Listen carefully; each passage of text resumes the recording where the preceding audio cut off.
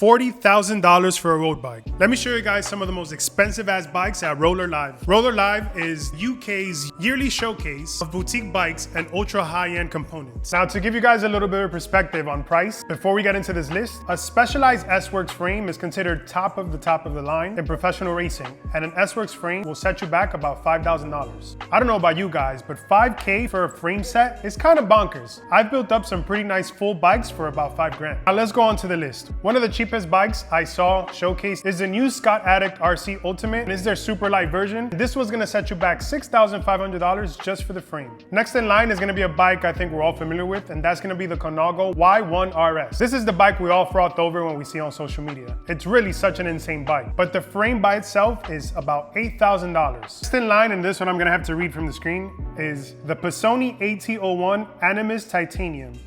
And this bike is a carbon titanium hybrid that weighs in at 1.2 kilograms for the entire frame set. This is the company's first aero frame set, starting at $11,400 just for the frame.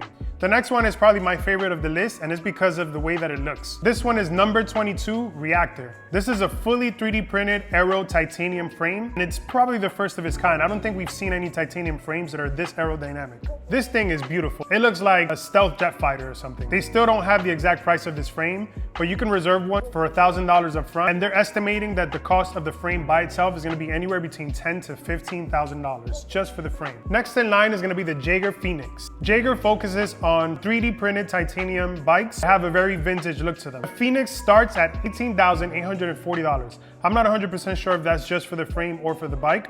Either way, that's a whole lot of money. If you guys thought those are crazy, the next two are gonna completely blow your mind. Next in line is one of my favorite brands that I've been frothing over for a couple of years now. And I probably would never shell out the amount of money that these bikes cost, but they're definitely beautiful to look at. The Bastian Archetype costs an eye-watering $37,000. This company focuses on fully bespoke bikes. Geometry on these bikes is custom built according to your size. This is like the Bugatti of bikes. The last one of the bunch is the craziest, the most expensive bike that I think was at the show, and that's the J. Laverack collaboration with Aston Martin. This bike is limited to only 100 pieces, and it's made out of fully 3D printed titanium, and it's got integrated brake calipers. This bike is priced at, are you ready? $39,500 for this bike. Obviously, these brands cater to a niche customer, but for a bicycle to cost $40,000, and it can virtually do pretty much the same thing as a $5,000 to $6,000 bike, these prices for bikes are just really difficult to process. What do you guys think about where the bike market is going? If you had the money, would you shell out $40,000 for a really cool bike?